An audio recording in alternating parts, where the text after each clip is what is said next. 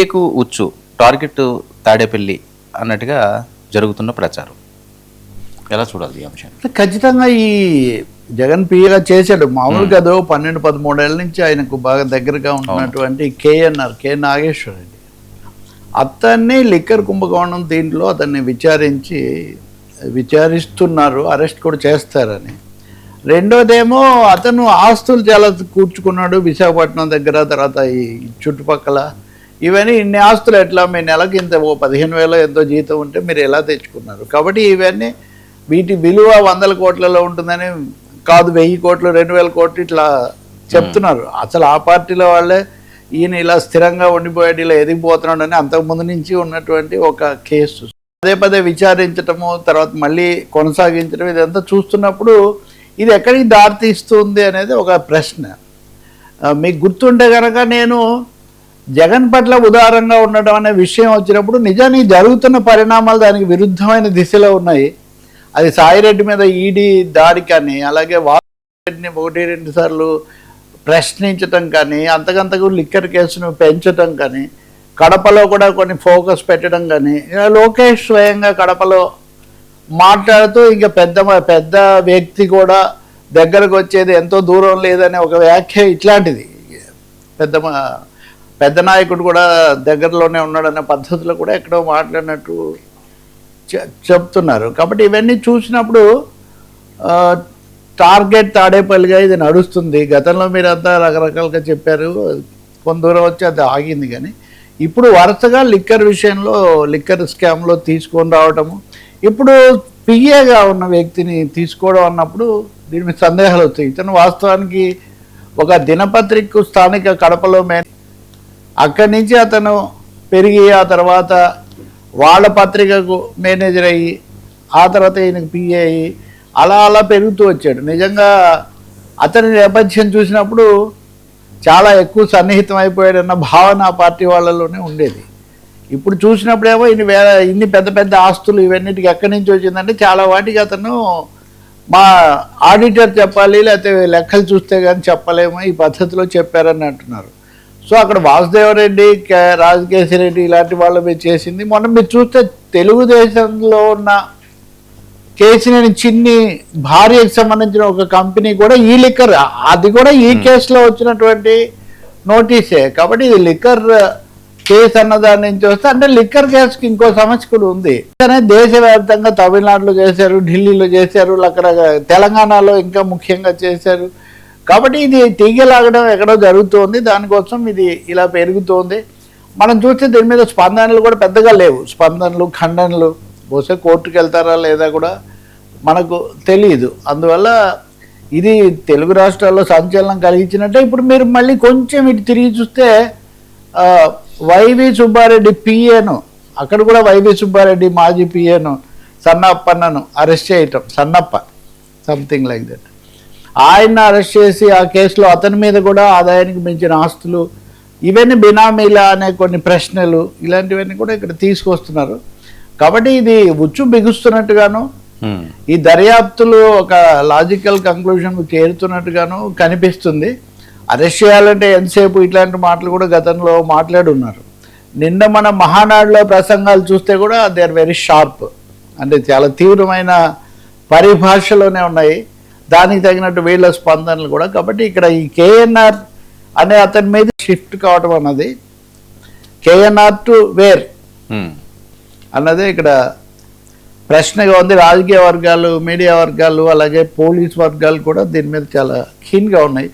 అతను ఏం చెప్తాడు, ఏం జరుగుతుంది అన్నది.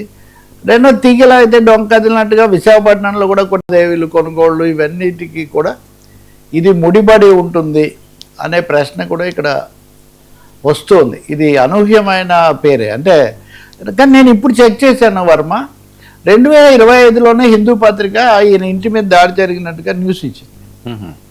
2025లోనే ఈ వార్త, అంటే కొత్త ప్రభుత్వం వచ్చిన తర్వాత కొద్ది రోజులకే ఈ వార్త వచ్చింది. ఇప్పుడు మళ్ళీ పోలీసు చేయడం వల్ల ఇగో మద్యం కుంభకోణంలో జగన్మోహన్ రెడ్డి పిఏ ఇంట్లో సిట్ సోదాలు నిర్వహించింది అన్నది May 9, 2025. అంటే తెలుగు మానేసి వెళ్ళిపోయాడా?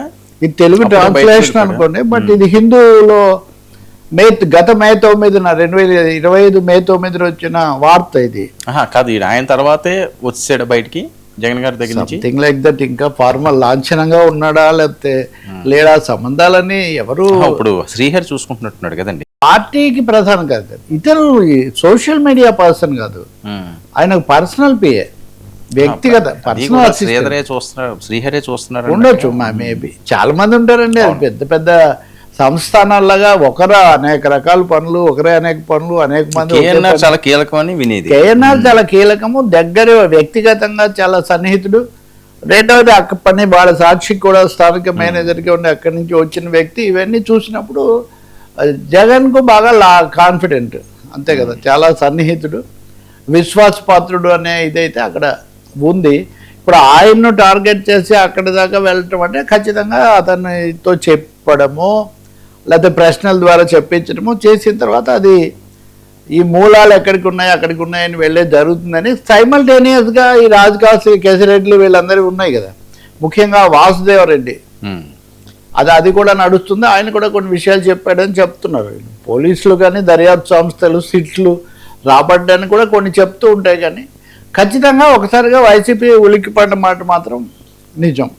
జగన్ పిఏని విషయంలో తీసుకోవటం అన్న దాని గురించి. సార్, దీనికి తగినట్టే కడపలో చాలా వివాదాలు జరుగుతున్నాయి. వాస్తవాన్ని నిర్ణయం మాట్లాడాల్సింది అది.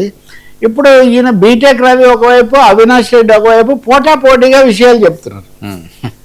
నేను బీటెక్ రవి ఏమన్నాడు, అసలు మీరు నన్ను కొనుగోలు చేయడానికి ప్రయత్నించారు, శాసన మండలిలో నేను కనుక అమరావతికి మద్దతు ఇస్తే నాకు 30 కోట్లు ఇస్తామని చెప్పి నాకు ఆఫర్ ఇచ్చారు, ఇంకా ఒక బ్లాంక్ చెప్పారు, నాతో సాయిరెడ్డి మాట్లాడారు, ఇంకెవరో టచ్లో ఉన్నారు, ఇవన్నీ ఆయన చెప్తున్నారు. ఆయన నిన్న చెప్పాడు, ఇంకా చాలాసేపు చెప్పారు. రెండోదేమో సతీష్ రెడ్డి ఇప్పుడు వైసీపీలో ఉన్నారు, ముఖ్యంగా విమర్శలు చేస్తూ ఉంటారు. కానీ ఆయన తెలుగుదేశంలో ఉన్నప్పుడు స్థానికంగా చాలా కింద లెక్క. సతీష్ రెడ్డి అప్పుడు చెప్పిన వీడియోలన్నీ టీడీపీ అనుకూల మీడియా నుండి లేకపోతే కొన్ని మీడియాల నుండి విపరీతంగా వాటిని ఇప్పుడు ఆయన వైసీపీ గురించి జగన్ గురించి సతీష్ రెడ్డి ఆ పార్టీలో ఉండి చెప్పినవన్నీ ఇప్పుడు బయటికి తీసుకురావడం కూడా ఓ భారీ ఎత్తున జరుగుతుంది. అవినాష్ రెడ్డి ఈరోజు మీడియాతో మాట్లాడుతున్నాడు. ఈవెన్ నేను అప్పుడే చెప్పా కదా, నువ్వేదో సాయిరెడ్డితో టచ్లో ఉండి ఇదంతా చేస్తున్నావు అని నేను చెప్పాను, అసలు సాయిరెడ్డి ఎన్నిసార్లు కలిసావంటే ఇదంతా కూడా అని, ఇదంతా ఏదో పథకం ప్రకారం జరిగిందని తెలుస్తుందని ఆయన అవినాష్ రెడ్డి ఆగ్రహం వ్యక్తం చేస్తూ ఉన్నాడు. సో అవినాష్ రెడ్డి చేస్తున్నాడు. రెండోదేమో వెన్నుపోటుకు 2 ఏళ్ళని వీళ్ళు. సార్, అది చంద్రబాబు నాయుడు గారు ఫోటో వేసి అక్కడ బ్లడ్ వేసి ఆంధ్రప్రదేశ్ మీద గుణపంతో గుచ్చి, అసలు ఏంటి అసలు ఈ మెసేజ్లు? ఆంధ్రప్రదేశ్ ఇస్ బ్లీడింగ్, అలా రాష్ట్రాన్ని దోచుకోవడం ఉంటుంటే ఆంధ్రప్రదేశ్ ఇలా జరుగుతుంది. ఇంకోటేమో రక్త చరిత్ర. ఈ రక్త చరిత్ర అనేది నేను చాలా సూటిగానే రక్త చరిత్ర, రాక్షసాలు, వీటి గురించి ఎందుకు బాబు చెబుతున్నారని నిన్న చంద్రబాబు నాయుడు కూడా అన్నారు. రక్త చరిత్రలు రాసేవాళ్ళు రాష్ట్రాన్ని స్వర్ణాంధ్రాన్ని ఎలా నిర్మిస్తారని చంద్రబాబు నాయుడు ఒక ప్రశ్న వేశారు. మీరు నరరూప రాక్షసులు అంటే మీరు నరరూప రాక్షసులు, మీది రక్త చరిత్ర అంటే మీరు, వాళ్ళు నారాసుల రక్త చరిత్ర అప్పుడు రాశారు కదా, కాబట్టి దానికి మళ్ళీ విడిగా వీళ్ళు దీన్ని వేయటం, ఇదంతా అసలు ఎక్కడ సమస్యలు, ఈ విషయాలు ఏంటి, రక్తాలేంటి, రాక్షసాలు ఏంటి అనేది అయితే అంతుపట్టని ఒక ప్రశ్న. కానీ ముడి బిగుస్తూ ఉంది అని, అది కేసులకు సంబంధించి కానీ, దర్యాప్తులకు సంబంధించి కానీ, వివాదాలకు సంబంధించి కానీ, ఒకరి మీద ఒకరు తవ్వుకుంటున్నటువంటి కథనాలు ఇవన్నీ కనుక చూస్తే మటుకు ఎక్కడో మాకు ఏదో దొరికింది, పట్టు దొరికిందనే ఒక ఏమనాలి జోష్ తెలుగుదేశం పార్టీలో కనిపిస్తుంది. రెండవది దీన్ని మళ్ళీ ఎదుర్కోవాలి. మీరు కనుక గమనిస్తే మనం ఇంకో టాపిక్ కూడా మనకు ఉంది. కానీ ఇప్పుడు వరుసగా అందరూ మళ్ళీ రోజా, మళ్ళీ కొడాలి నాని, ఇలా గతంలో పేర్ని నాని సరే ఎప్పుడు మాట్లాడుతూనే ఉన్నారు. వీళ్ళందరూ కూడా చాలా తీవ్ర స్వరంతో మాట్లాడుతున్నారు. అందువల్ల వారు కొంచెం పీక్స్కు, ఉభయ పార్టీల వారు పీక్స్కు చేరినట్టుగా కనిపిస్తుంది. స్థానిక ఎన్నికలకు సిద్ధం కావాలి అంటే అభ్యర్థి ఎవరైనా కానీ ఏకగ్రీవంగా ఎన్నికైతే నేను ఊరుకోనని జగన్మోహన్ రెడ్డి చెప్తూ ఉన్నారు అంటే ఖచ్చితంగా తెలుగుదేశాన్ని ప్రతి చోట ఢీకొనాల్సిందే అనే ఒక మెసేజ్ ఆయన ఇస్తున్నారు. చంద్రబాబు నాయుడు గారు మేము వచ్చే తరాన్ని గురించి, ఎన్నికల గురించి కాదని అంటున్నప్పటికీ స్థానిక ఎన్నికల్లో గట్టిగా నిలబడాలి అనే సందేశం ఆయన ఇస్తున్నాడు. పవన్ కళ్యాణ్ కూడా మన రాజమండ్రి సమావేశంలో స్థానిక ఎన్నికల్లో మంచి అభ్యర్థులు మీరు గుర్తించానని ఆయన చెప్తున్నారు. సో ఒకవైపు నుంచి కేసుల సమరం, రెండో వైపు నుంచి స్థానిక, మూడో వైపు నుంచి మీడియా సమరం, నాలుగో వైపు నుంచి లీకుల సమరం, ఇవన్నీ మనం చూస్తున్నాం. అందుకనే చాలా ఉద్రిక్తంగా వివాదాస్పదంగా మారుతున్నాయి ఏపీ పాలిటిక్స్.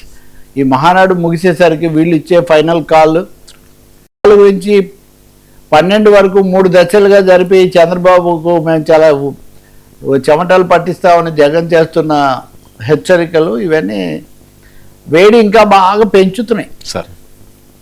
ఖచ్చితంగా ఈ రవి కేఎస్ఆర్ మీద, కేఎన్ఆర్ మీద ఫైనల్గా పోలీస్ కోర్టులో ఏం చెప్తారు, కోర్టు ఎలాంటి ఆదేశాలు ఇస్తుంది అన్నది మనం చూడాలి.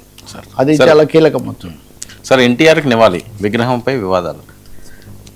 ఎన్టీఆర్కి నివాళి కూడా ఇందాక అదే అన్న. ఇప్పుడు కొడాలి నాని మాట్లాడుతున్నారు. కొడాలి నాని